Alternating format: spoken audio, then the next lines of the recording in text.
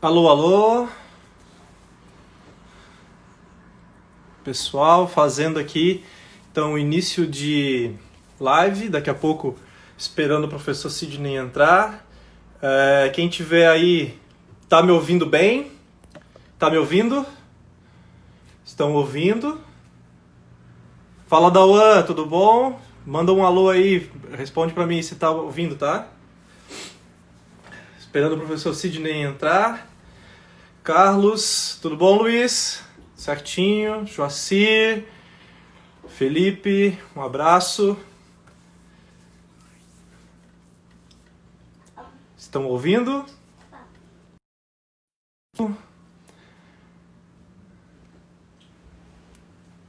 Alto e claro. Valeu, Felipe, por responder, porque o Dauan nem para isso, né? Ah, agora sim. Dauan tá me respondendo. Danielito. Sidney deu um tchauzinho. Manda um convite lá, Sidney, para mim poder aceitar aqui, tá?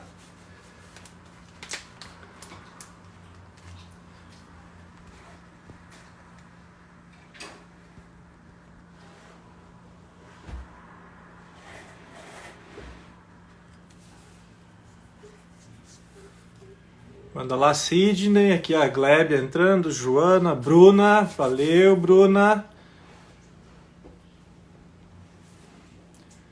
Manda lá, Sidney. Convite. Opa, mandou. Pessoal, começando aqui então.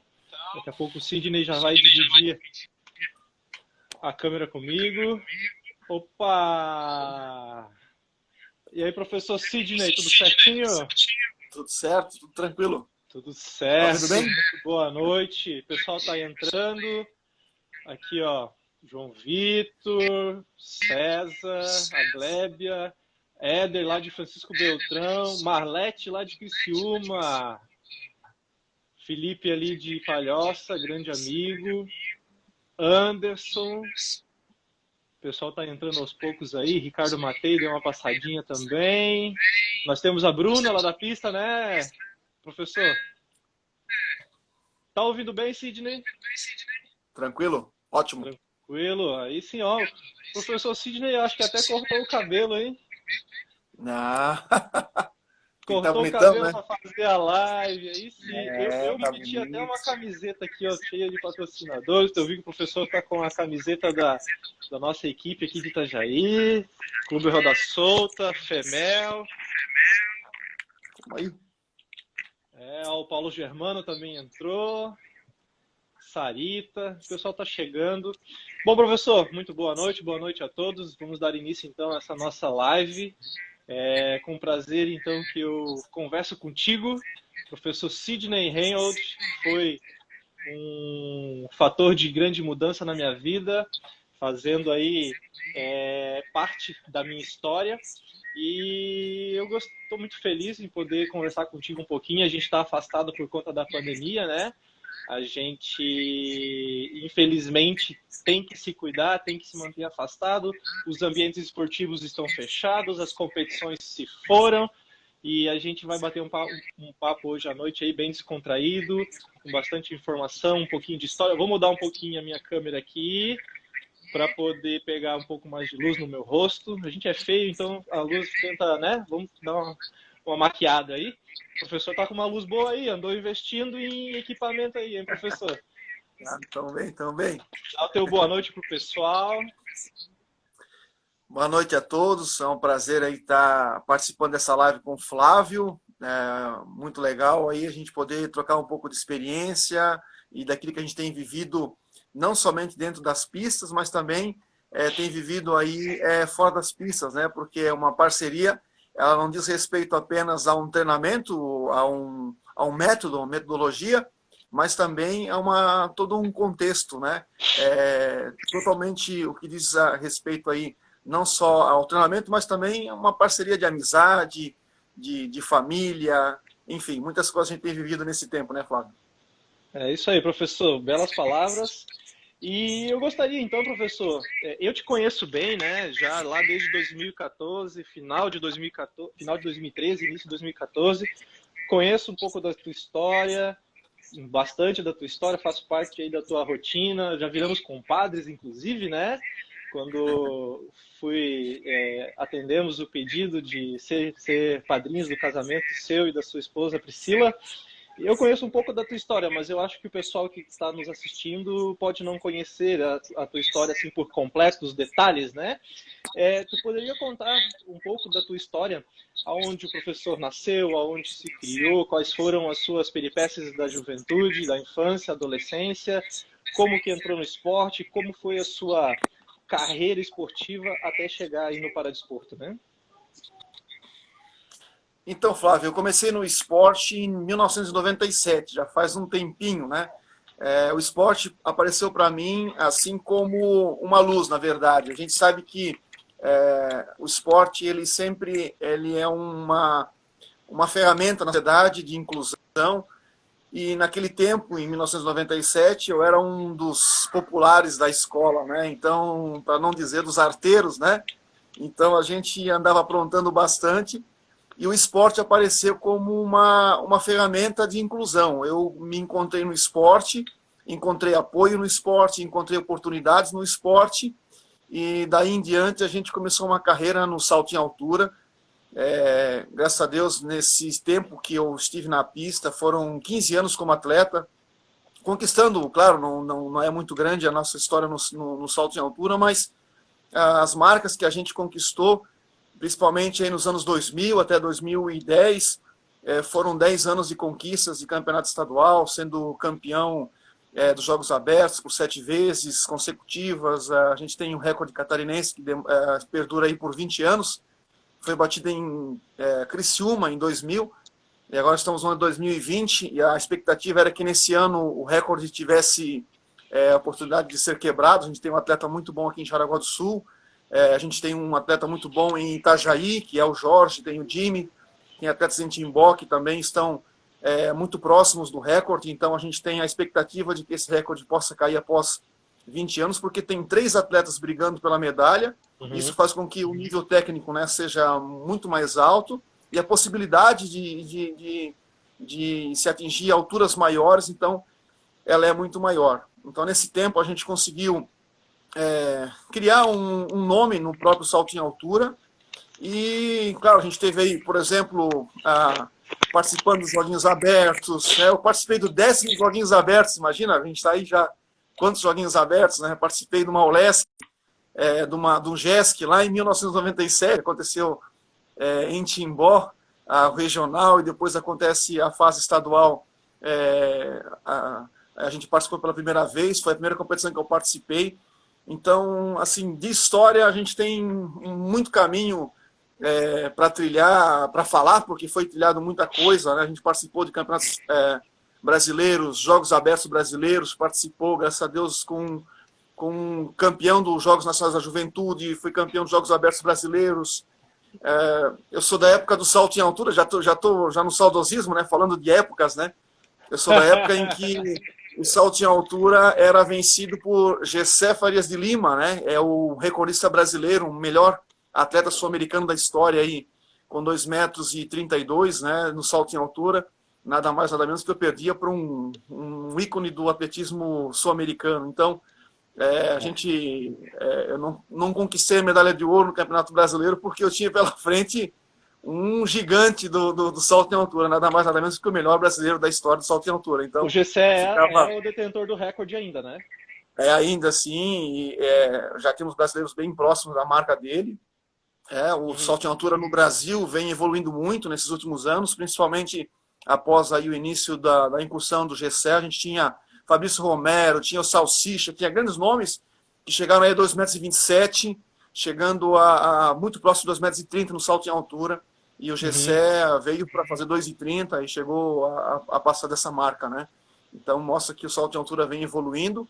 E logo após essa evolução do salto em altura, então, a gente teve esse convite aí para fazer parte da parte técnica do paradesporto, né? Que a gente não conhecia. O meu contato com o Flávio aconteceu dentro da pista, né, Flávio? Não foi... Sim, não foi, primeiramente, né?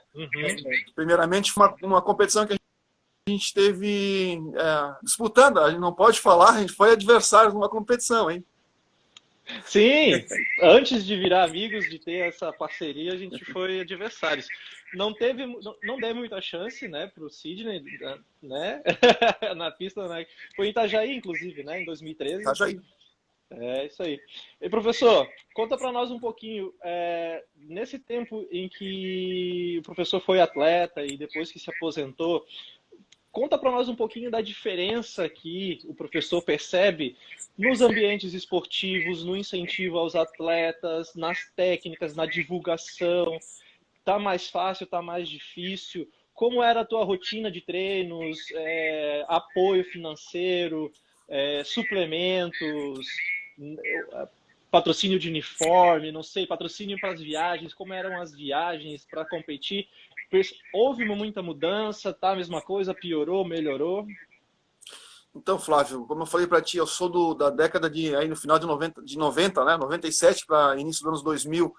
O esporte naquela época, principalmente em Santa Catarina, o Santa Catarina sempre foi um estado fortíssimo no esporte, principalmente no atletismo, né? É uma das 3 maiores forças do atletismo no Brasil. Sempre uma disputa muito grande com o Paraná e Rio Grande do Sul pelo 3º lugar. Hoje Santa Catarina já é o 2º, já passou inclusive o Rio de Janeiro, né, no quesito resultado. Mas a gente percebe que naquela época, no final dos anos 90, início do ano 2000, Santa Catarina, por exemplo, não tinha nenhuma pista sintética. Todos os estados tinham 2, 3, Santa Catarina não tinha nenhuma. A gente tinha as condições de treinamento, apesar da pista de barro de Timbó, de Itajaí, de Joinville, a própria UFSC, lá em Concórdia, onde aconteciam as competições, eram muito velozes, eram muito boas, mas não eram no mesmo nível do que os atletas de grande nível do país. Então, essa disputa entre os atletas de Santa Catarina e os atletas de fora realmente era bem complicado. A gente tinha uma desvantagem principalmente nesse quesito de pista, né? Porque quando nós chegávamos lá, apesar da pista ser melhor, ser muito mais veloz, nós não tínhamos a intimidade com a pista. Então, chegar num lugar desse e disputar uma competição, primeiramente a gente precisaria se habituar com a própria pista. Isso, tecnicamente, atrapalhava um pouco. Mas a gente sabe que as dificuldades estão aí para serem suplantadas, né? Então a gente, de alguma forma, a vontade, a garra, a determinação de chegar em grandes resultados, fazendo com que o esporte catarinense fosse, de fato, um nome, um estado muito forte em todas as disputas. Não era apenas no salto em altura, mas nós tínhamos atletas que hoje, se você vai analisar, os grandes nomes do esporte catarinense, a gente, aqui de Santa Catarina, começaram principalmente nesse final dos anos 97, início dos anos 2000, e agora já estão, claro, no final de carreira, e a gente vê hoje uma nova safra de atletas já com pista sintética. Hoje Santa Catarina tem pista sintética, tem Itajaí, tem Joinville, tem Florianópolis, tem Blumenau, tem Timbó. Então hoje nós temos 5, 6, 7 pistas, né? Então os atletas que têm hoje a possibilidade de treinar, eles já entram num nível já pelo menos de igual para igual com seus adversários. Para você ver, Flávio, a gente teve uma época em que os campeonatos brasileiros eram disputados por federações, e um ônibus, então, de Santa Catarina, geralmente o campeonato brasileiro era em São Paulo, dirigia-se a noite inteira, passava-se dentro do ônibus, né? Imagina você salto em altura, um atleta já de praticamente 1,90 m, 1,92 m, dentro do ônibus a noite inteira, chegava lá de manhã cedo no sábado para competir, já ia direto para a pista, né? Aquela cãibra toda na perna. Então, hoje a gente vê que os atletas têm condições melhores, têm mais visibilidade, também vieram para contribuir com isso, dando chance dos atletas mostrarem seu trabalho, com isso também aquisição de parceiros, de patrocínios, né? Na minha época, a gente conseguia utilizar, por exemplo, como suplementação a creatina, e quem conseguia ter uma creatina já estava voando na frente dos outros, né? Então, olha quanta coisa melhorou no quesito nutrição, no próprio treinamento, nas academias com condições não precárias, mas dentro daquele tempo, né, Flávio? Hoje a gente tem aparelhos muito mais desenvolvidos, a gente tem o conhecimento dos próprios professores das academias, conhecimento onde a gente percebe novas metodologias, planificação, planejamento das academias que podem também auxiliar os atletas, os próprios técnicos, né? Quem diria que a gente teria condição de observar um treinamento de um campeão mundial hoje pelo Instagram ou ter um contato com um técnico na Europa, fazer uma pergunta e ter uma resposta. Então, a gente é numa época em que tinha muito pouca a possibilidade de crescimento, principalmente aqueles que conseguiam ir para fora do Brasil, buscar um conhecimento, um técnico, ou propriamente um atleta fazer uma semana de treinamento, quando voltava para o Brasil, guardava o conhecimento das 7 chaves, porque isso era a certeza que ele teria para vencer e quantos campeonatos ele participasse, né? E hoje, com essa dinâmica da informação, a gente percebe que ficou muito mais atrativo para todos, está muito mais competitivo, porque a gente tem uma elevação do índice técnico de todas as provas, mas também da condição para que todos possam disputar de igual para igual. Por isso que o esporte é maravilhoso, né, Flávio? A gente não tem aí no esporte quem tem dinheiro, quem não tem dinheiro. Quando entra na pista é de igual para igual e vontade. Então a gente vê que hoje o esporte está, a meu ponto de vista, ele cresceu muito, as oportunidades estão melhores, a gente tem uma visibilidade maior, condições melhores. Eu comento com o professor Carlos Morastoni sempre que quando nós chegávamos na pista aqui em Timbó, para treinar na época, o pessoal chegava lá, era de bicicleta, né? Barra circular, mal e mal tinha um atleta que tinha uma bicicleta com marcha, né?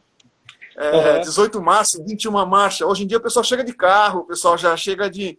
Então, ou seja, a gente já percebe que o nível melhorou no esporte, e isso é bom, porque quando a gente fala para as crianças, fala para as pessoas que o esporte está aí como uma ferramenta de inclusão, uma ferramenta de oportunidades, em que você pode investir numa carreira, assim como você investe numa carreira em qualquer área da sua vida, você pode, sim, querer aí ser um grande médico, ser um grande artista, ser um grande advogado, você também pode ser um grande atleta e ser recompensado por isso, principalmente, né, financeiramente.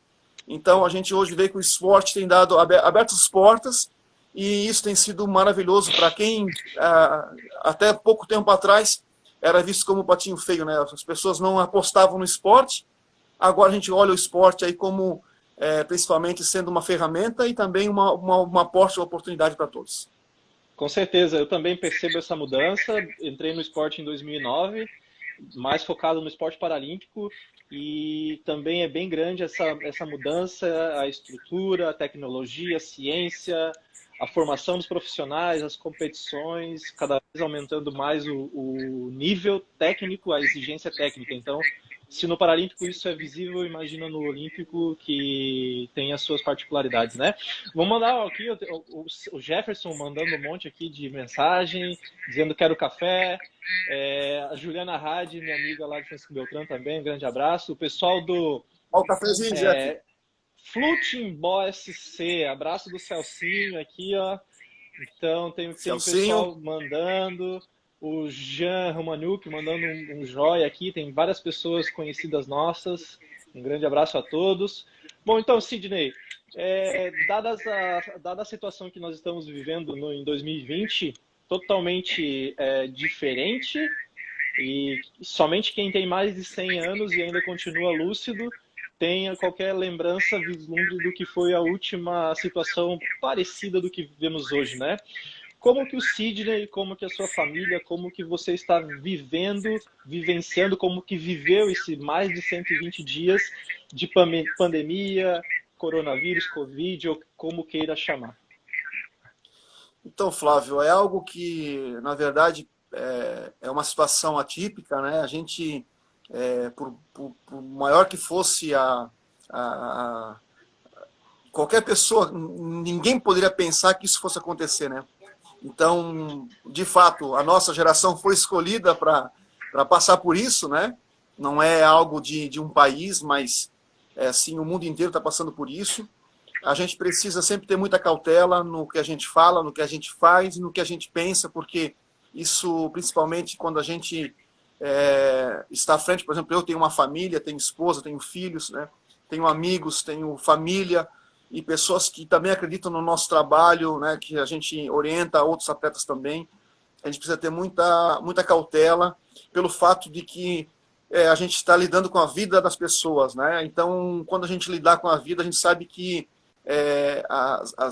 todas as orientações são para a preservação da vida, em primeiro lugar, em qualquer coisa, em qualquer situação, a gente precisa sempre ter muito isso em mente, de que a gente pode correr atrás de tudo, menos, né, no caso da morte, a gente não tem o que fazer, né? Então, a gente precisa estar muito lúcido nisso, em que, se for necessário tirar o pé do acelerador, se for necessário pisar no freio, se for necessário ficar fora de toda atividade, a gente precisa ficar, porque o mais importante é preservar a vida nesse momento.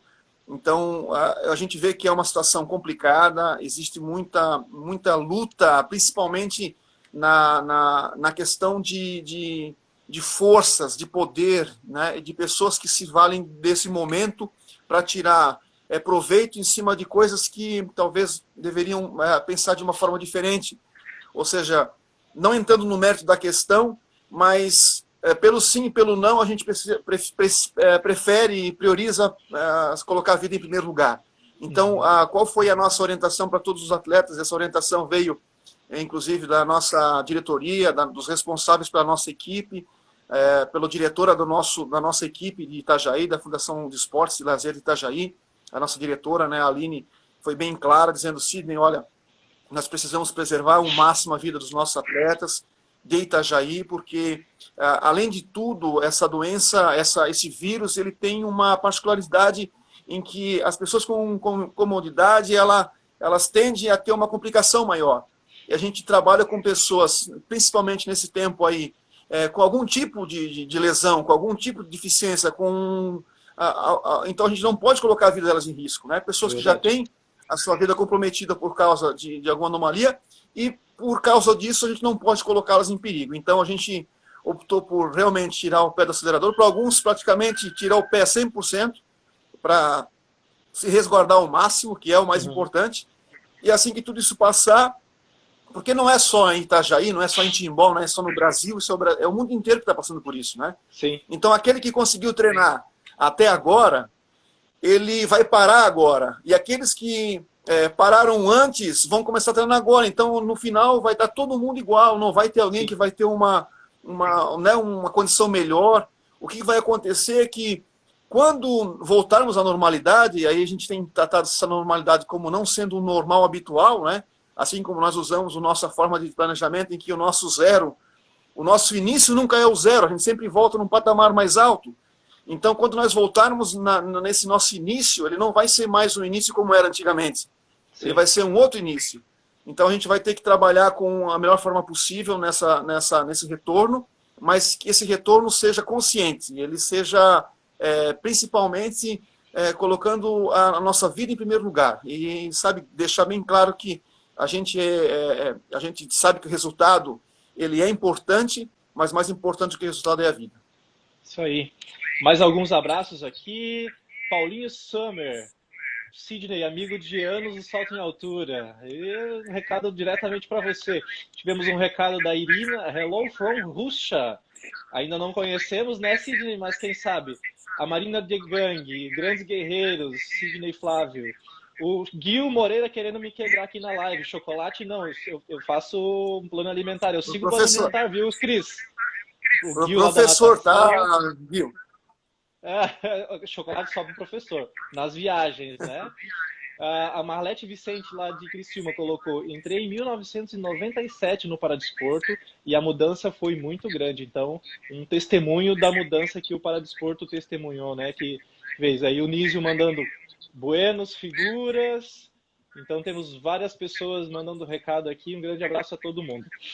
Então, Sidney, como eu comentei antes, lá no final de 2013, a gente começou a nossa parceria, nós nos conhecemos um pouco antes, ali numa competição, um festival aqui em Itajaí. Eu queria que você contasse um pouco de como é que foi para você receber esse convite de treinar alguém que só tem uma perna, numa prova que você tem a expertise, tinha como atleta e agora como treinador, como professor, como técnico. Como que foi para você receber, ponderar essa nova situação, essa nova responsabilidade na sua vida e contar um pouquinho dessa parceria, como ela iniciou?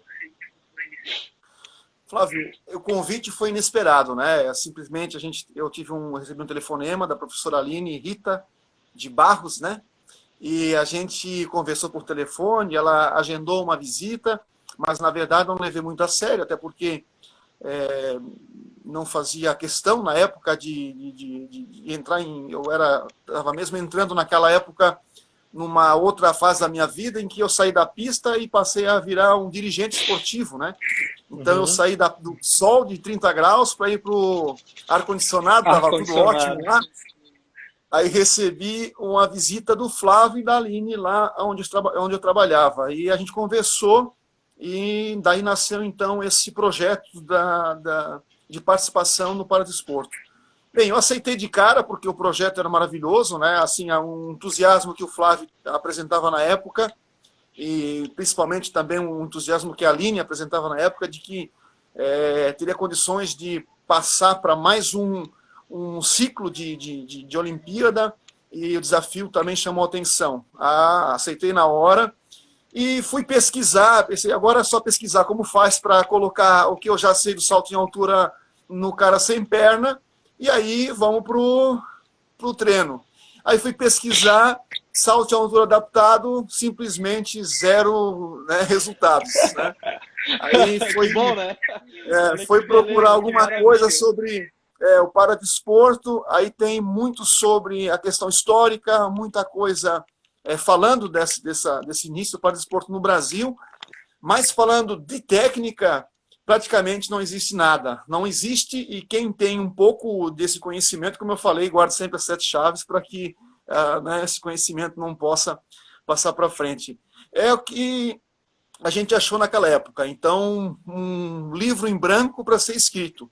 Existia uma grande pressão das autoridades brasileiras de renome em que o Flávio tivesse a condição de fazer o salto de rolo ventral ou o salto saltando de frente, dando um peixinho por cima do sarrafo, que era, na época, o método utilizado pelo mundo inteiro, né? Verdade. O Flávio, o único que sabia saltar de costas, até porque, quando ele iniciou no seu treinamento de salto em altura, a professora que iniciou os seus treinamentos tinha também a referência do salto de costas. Graças a Deus, né? Então, ainda bem. O Flávio foi apresentado direto já no novo estilo californiano de saltos, que é de costas. Quando a gente tinha essa pressão de passar o Flávio a fazer o salto de frente, nós batalhamos muito, chegamos firme na hipótese dele continuar saltando de costas e melhorar essa técnica, sabendo que isso levaria, claro, algum tempo para que ele fosse se aprimorando nessa técnica, porque o estilo, o jeito, ele já tinha. Né? Precisava apenas de alguns ajustes para que esse salto saísse, então, aí de 1,67m, 69 até 62 e pudesse se ampliar para até 1,80m, que era a nossa primeira conversa, né, Flávio? Quando nós conversamos a primeira vez, a professora Aline perguntou qual era a expectativa que eu tinha para o Flávio saltar. E na primeira dia, o Flávio está aí como prova, eu disse que eu acreditava que o Flávio saltava 1,80m, né? 1,90m vem agora. Mas a primeira vez nós falamos de 1,80m. E ela disse, será? Eu disse, não, vamos trabalhar para isso. E a gente trabalhou firme. Houve, claro, em momentos em que a gente não conseguiu que o resultado falasse por si, porque dentro de um trabalho, apesar de você ter uma metodologia, uma planificação, tudo isso precisa ser corroborado com o resultado, né? E em alguns momentos o resultado não sai e a gente não consegue explicar o porquê. Agora mesmo terminou o jogo aqui, São Paulo e Mirassol, se eu não me engano. O São Paulo com o Fernando Diniz, né? Ele tem um método de jogar futebol que ele é maravilhoso. Só que todo o estilo de treinamento, todo o estilo de jogo, todo o estilo de competição, ele, por mais que você tenha a condição de ampliar esse estilo, ele precisa ser colaborado com o resultado. E o resultado não é sempre que sai. Nós estamos falando de corpo humano, de pessoas que respiram, que têm sensações, que têm sentimentos, que têm muita coisa envolvendo, né? Então você não pode achar que isso é uma matemática perfeita. Você é um corpo em que você bota o combustível, bota R$10, ele faz 20 quilômetros com esses R$10. Não é assim. Então a gente precisou, durante o longo do tempo, passar por muitos erros e acertos, porque, como eu falei, a gente não tinha uma literatura que colaborasse para o nosso treinamento. A gente precisou descobrir o que é ponto de massa, sim, se tem na literatura mais convencional o que é o ponto de massa. Agora, para uma pessoa sem perna, onde é que fica o equilíbrio dele? Agora, a gente vai fazer tal coisa e para quem não tem uma perna, como é que funciona? Então, a gente começou a ter que fazer, unicamente, erros e acertos e começar botando no caderninho o que dava certo e o que dava errado. E aí, a partir disso, produzir uma metodologia.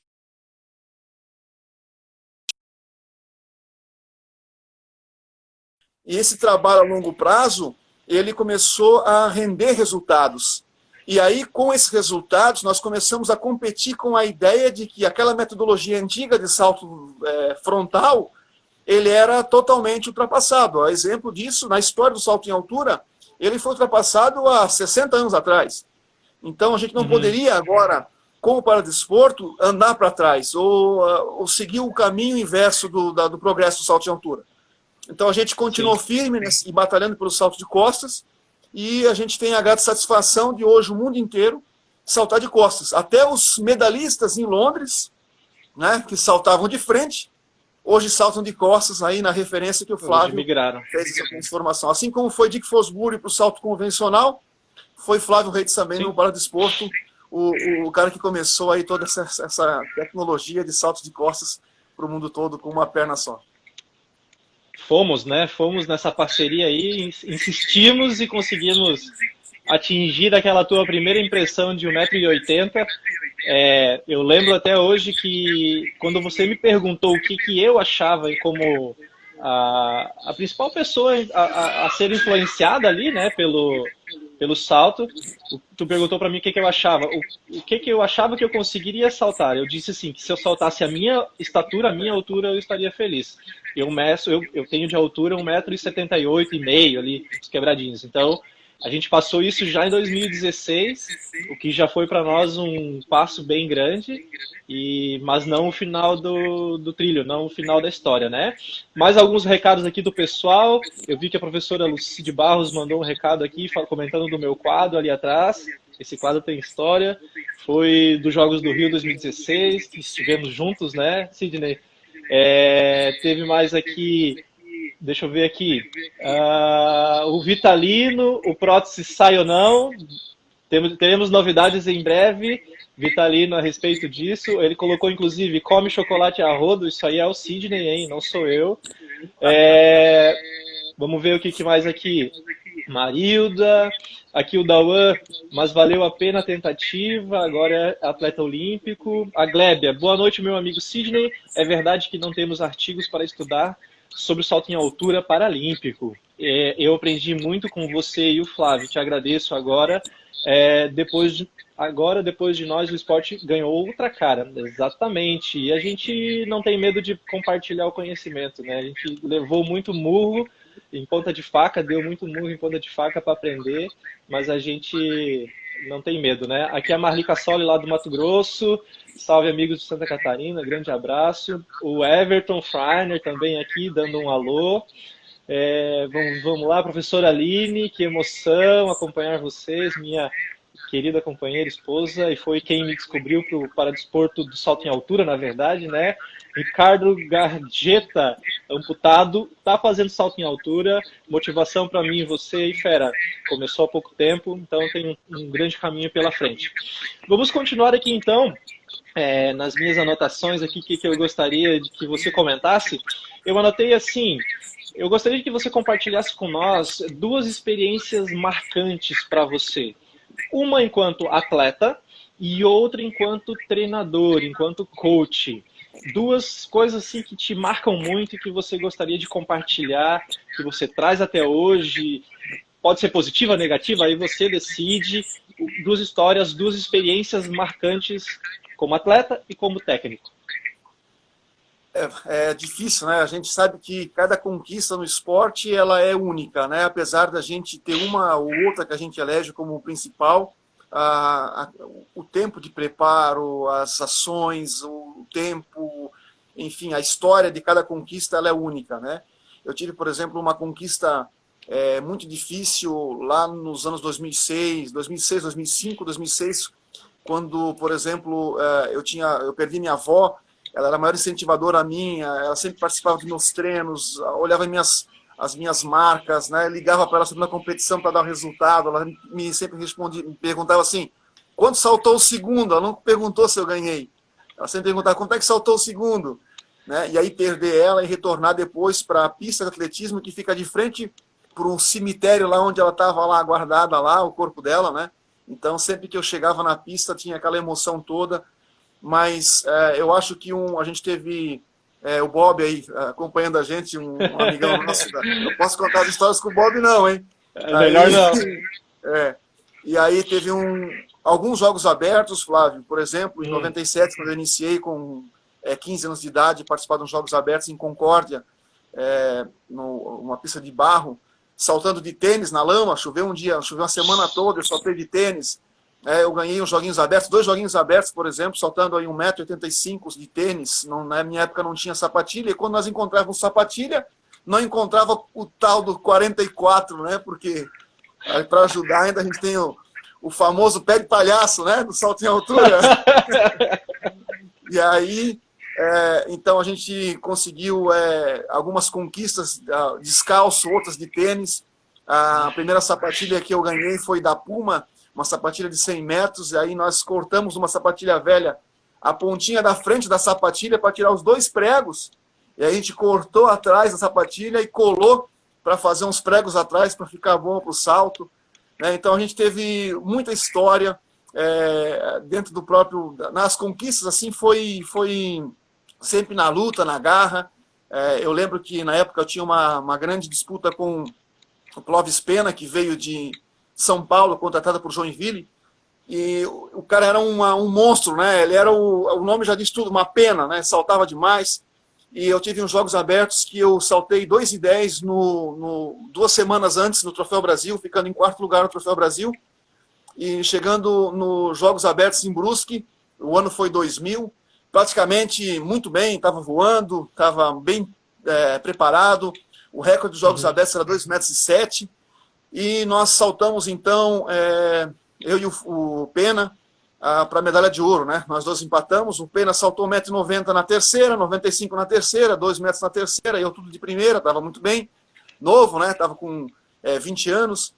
Aí chegou 2 metros, passamos na primeira, ele passou na terceira, 2,05, eu passei na primeira, ele passou na terceira, e aí a sequência do salto de altura era para ir para 2,08 m, e nesse 2,08 nós pedimos para 2,10 metros. E aí ele disse, não, olha, a sequência é 2,08 m. Não, vamos botar 2,10 m. Aí meu técnico chamou e falou, ó, insiste no 2,10 m porque ele não vai passar.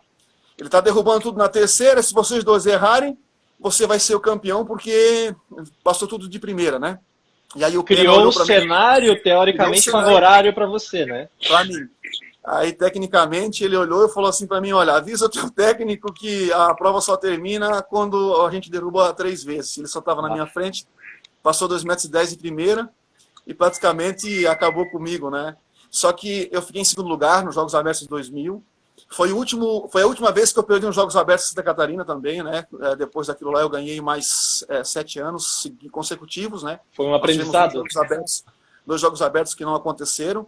Mas foi um aprendizado de concentração, de técnica, de preparação, de que você não pode afrouxar em nenhum momento, né? Tanto é que depois disso também, até mesmo como técnico, a gente passou a exigir muito dos atletas essa concentração, de não comemorar enquanto não sair do colchão, enquanto não acabar a prova, porque você pode estar dando um gás para o adversário, você pode estar dando uma força para alguém que tecnicamente estava morto ali naquela época, né? Então eu aprendi muito com aquela derrota. Eu acho que foi, de todos os aprendizados do esporte, essa foi o maior que eu tive, de que a gente não pode desistir nunca, porque ele não desistiu também, né? Ele foi até o final, enquanto tinha esperança de conquista, ele continuou batalhando por ela, e quando a gente... já dava-se como ganha a medalha de ouro, seria a minha primeira medalha de ouro nos Jogos Abertos na história, e acabou ficando para o ano seguinte também, e acho que foi o maior aprendizado como atleta, né?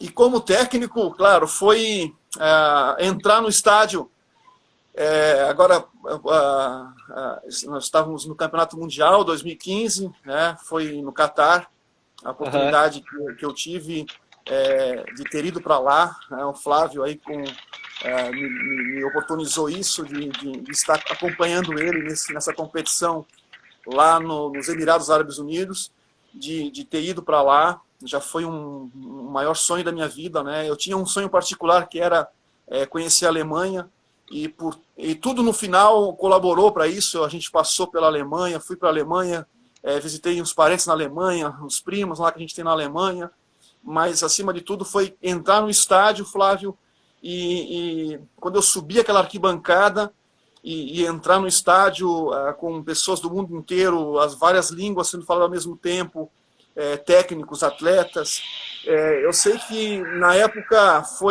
eu acho que foi 1h e 20 que eu fiquei chorando assim de emoção, porque quando eu era um atleta, o sonho era estar numa Olimpíada, o sonho era estar num campeonato mundial, o sonho era...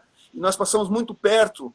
Na época, o índice olímpico era 2,21 m, eu só tenho 2,11 m, é 10 centímetros, mas a gente não tinha lá tanta tecnologia, não tinha tanta condição de buscar esses 10 centímetros, mas ao mesmo tempo era palpável, aquilo era próximo.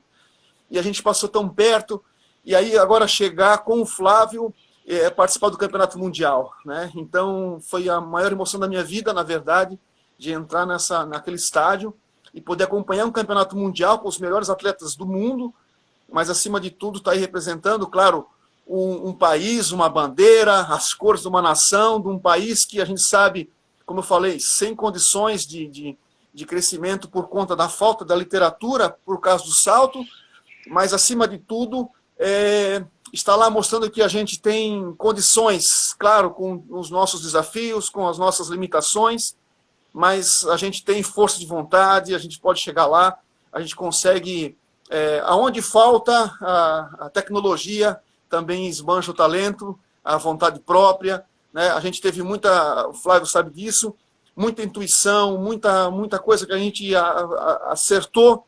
A gente teve muitos erros, mas na vontade de acertar nós conseguimos muitos avanços. E chegar lá, nesse campeonato mundial, foi maravilhoso, porque a gente pôde entender que existe um caminho muito longo a percorrer, mas a gente já conseguiu correr um pouco desse caminho. E ali foi um impulso, também um estalo na nossa carreira de técnico, de entender que tudo aquilo que nós tínhamos de experiência era excelente, mas que também precisaria avançar para ter outros resultados. Se você plantar as mesmas coisas que a gente plantou até 2015, o resultado ia ser o mesmo. Então a gente tinha que buscar novos desafios, novas conquistas, outros entendimentos, novos planos, novas metodologias, né?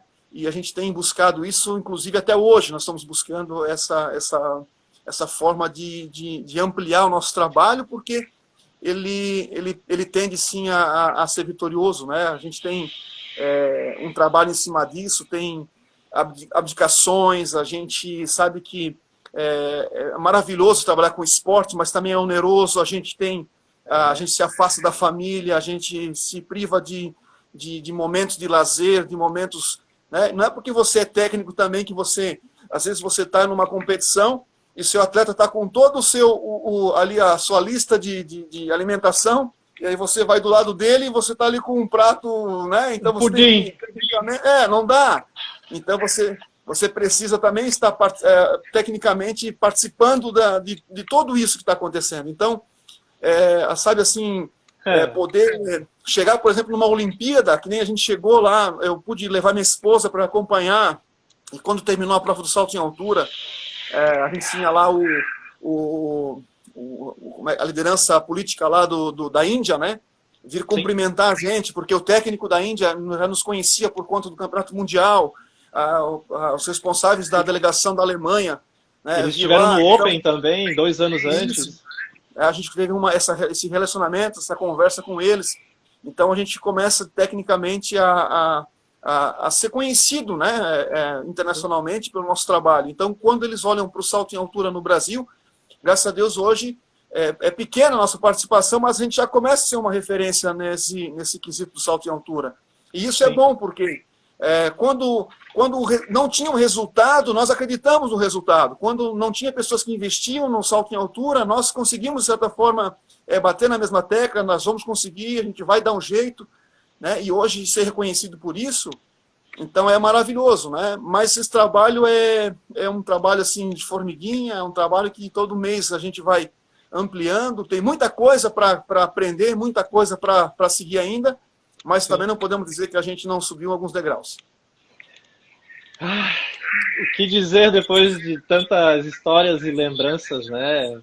A gente, tudo que tu falou eu vivi também, um ângulo um pouco diferente, mas eu vivi também experiências ímpares. Desde a medalha no Parapan de 2015, que foi o nosso primeira grande vitória juntos, assim, né? E, apesar de você estar longe, a gente foi fruto do nosso trabalho. Depois, campeonato mundial que a gente teve juntos, eu acho que a experiência de poder vivenciar uma cultura totalmente diferente foi algo ímpar, e a gente vai levar para toda a nossa história, não tem como não. Os Jogos do Rio 2016 não tem nem o que dizer, né? Poder contar com todos os nossos familiares, amigos ali, tudo assistindo foi algo fenomenal. E a gente está lutando para Tóquio 2020 e 2021 ali, né? Eu acho que a gente estava numa boa fase, assim, dentro do cronograma, dentro do que até março ali a gente estava num planejamento muito legal e eu queria entrar nessa seara. Quais são as expectativas do técnico Sidney pós-pandemia, depois que os calendários voltarem a ser divulgados, depois que as rotinas começarem a ser trabalhadas de uma forma constante, sem essas rompantes, né? No meu caso aqui, fechou pista, abriu pista, fechou pista, abriu pista, agora a pista está fechada de novo.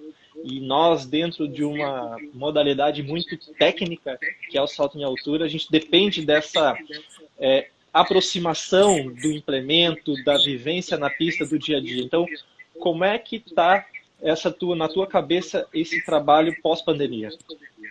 Então, Flávio, está muito claro na minha cabeça o entendimento de que a gente tem um nivelamento de todos. Eu acho que a gente tinha uma disparidade dos indianos, do americano, né, dos indianos no salto em altura internacional, por conta... vale ressaltar aqui que, apesar de competir na mesma classe que o Flávio, eles têm duas pernas ou usam a prótese, né? O Flávio é o único atleta aí, desse hall dos 3, 4 melhores do mundo que tem apenas uma perna, né?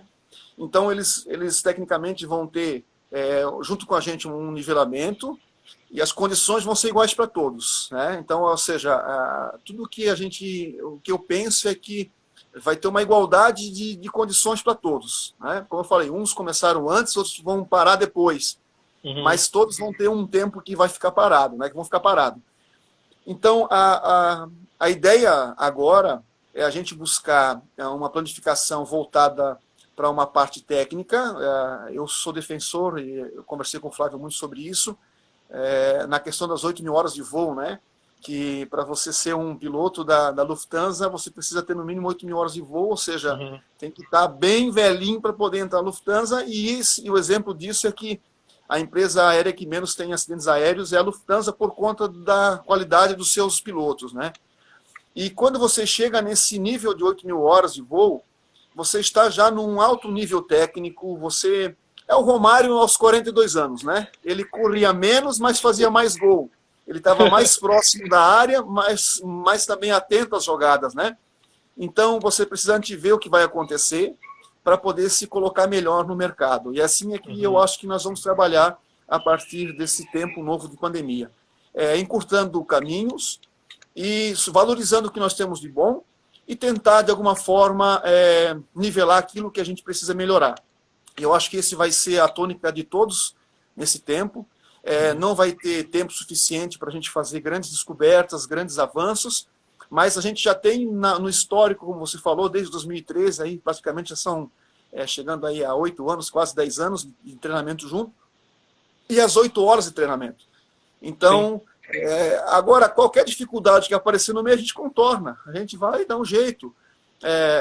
como a gente falou, nós somos brasileiros, a gente não desiste nunca, e aonde faltar aí a técnica, a capacidade técnica, nós vamos buscar o talento natural, vamos buscar a força de vontade, nós vamos buscar alguma forma de energia, de alegria, para a gente poder compensar. Eu acho que esse tempo a gente não é jogado fora, porque eu acredito que tem um tempo para tudo, e esse tempo foi salutar também para a gente poder colocar algumas coisas em dia, às vezes na nossa vida, às vezes na nossa mente, às vezes na nossa casa, às vezes no nosso treinamento, às vezes até um próprio descanso que o corpo estava precisando e não tinha. Então a gente buscou, vai aproveitar tudo do melhor.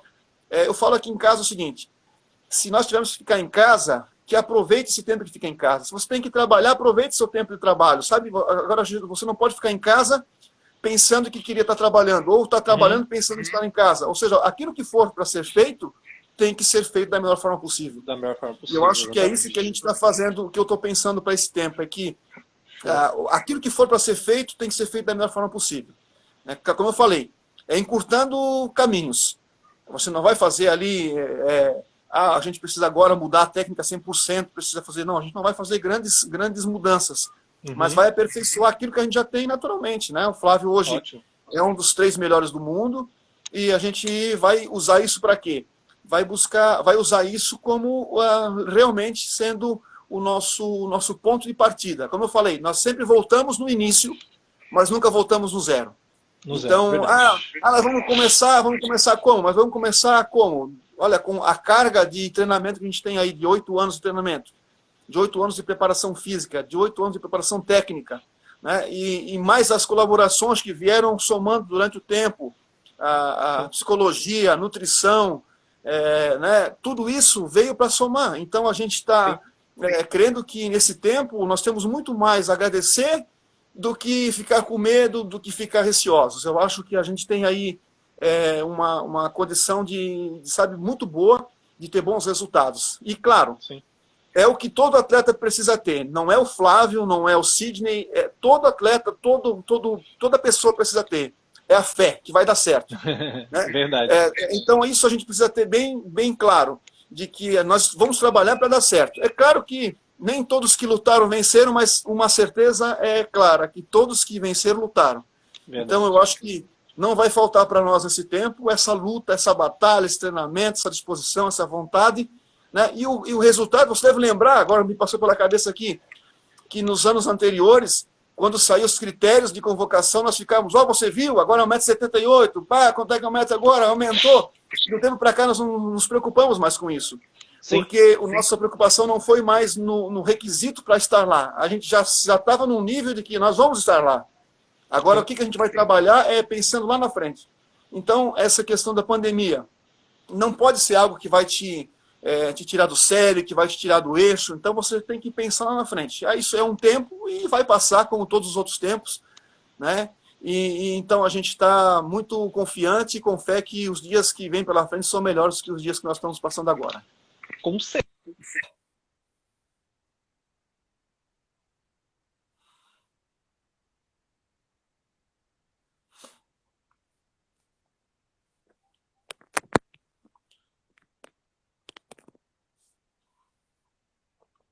Flávio, está me ouvindo?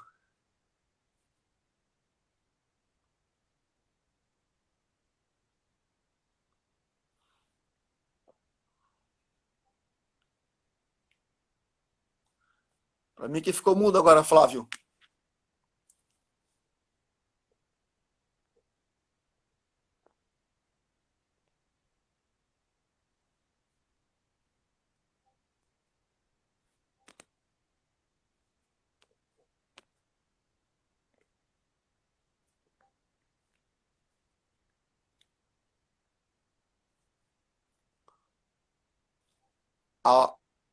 Flávio ficou sem som aqui, o nosso.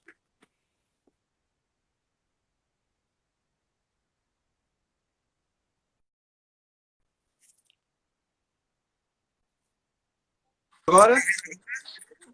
Voltou. Oh, meu Deus do céu.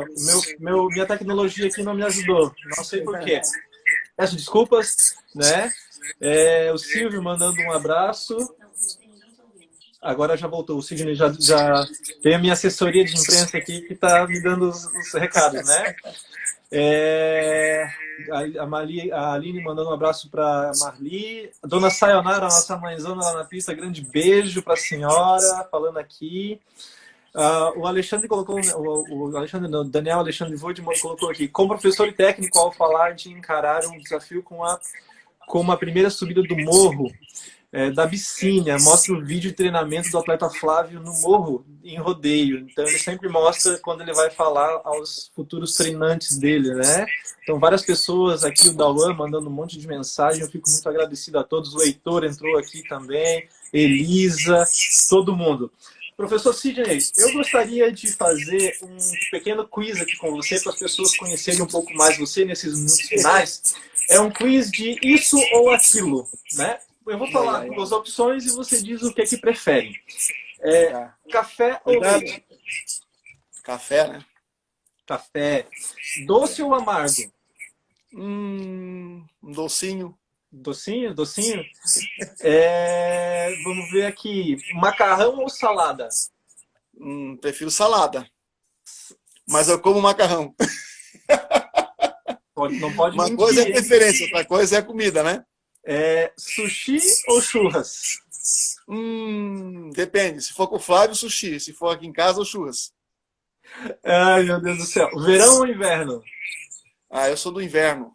Inverno? É muito frio em Timbó? É frio, tu já conhece aqui, já dormisse aqui em casa já. E o frio é lascante. Praia ou piscina? Praia. Sou do frio e da praia. Como isso? Como é que pode? Treinamento. Livro ou filme? Eu gosto de livros. Livros? Mas se fosse filme, cinema ou Netflix? Cara, eu vou dizer o seguinte, que eu gosto do cinema, né? Assim, na verdade, deixa eu até abrir um aspas para o cinema. Eu gosto de dormir no cinema.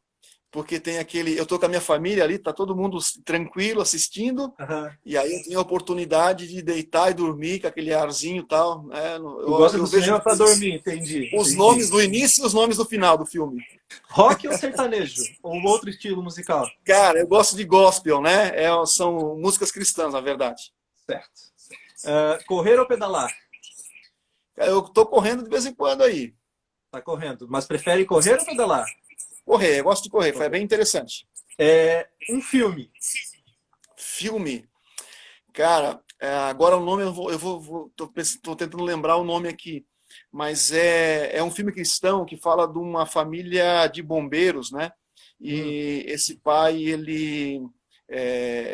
enfim, ele se restabelece a família dele através aí de uma experiência que ele tem através do fogo lá de uma casa que pegou fogo e então eu acho muito interessante. São os filmes também de origem gospel, assim, né? Na linha gospel são os filmes que eu mais assisto.